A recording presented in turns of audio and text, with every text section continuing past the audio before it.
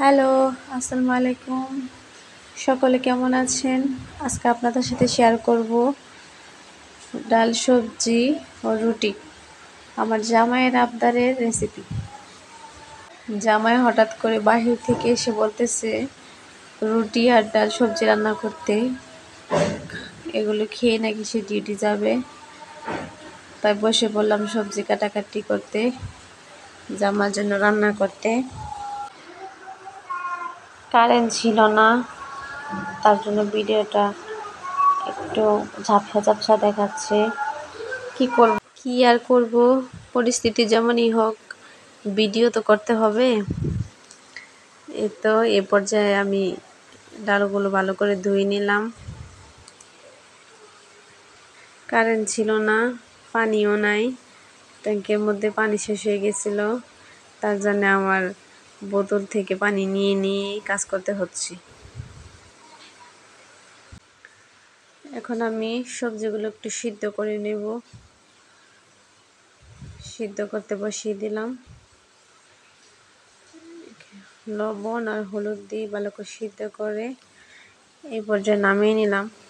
এখন প্যানের মধ্যে কিছুটা পেঁয়াজ কুচি দিয়ে এই পর্যায়ে দিয়ে দিলাম একটু পাঁচফোড়ন।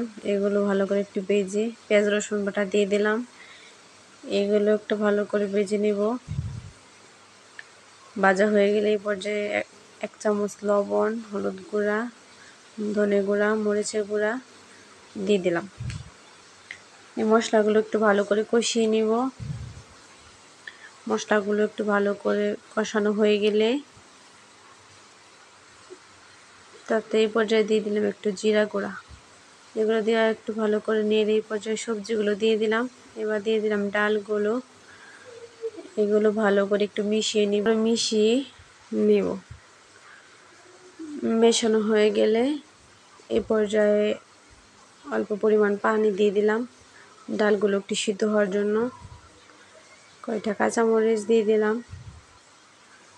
এই তো রেডি হয়ে গেল আমার ডাল সবজি রান্না। এই পর্যায়ে সবজিগুলো একটা বাটির মধ্যে উঠিয়ে নিলাম। এখন তাওয়াতে রুটিগুলো একটু ছেঁকে নেব। রুটিগুলো ছেঁকা হয়ে গেলে এই পর্যায়ে তাদেরকে খেতে দিলাম। আজকে পর্যন্তই। ভিডিওটি ভালো লাগলে সবাই লাইক কমেন্ট করে পাশে থাকেন। ধন্যবাদ সবাইকে।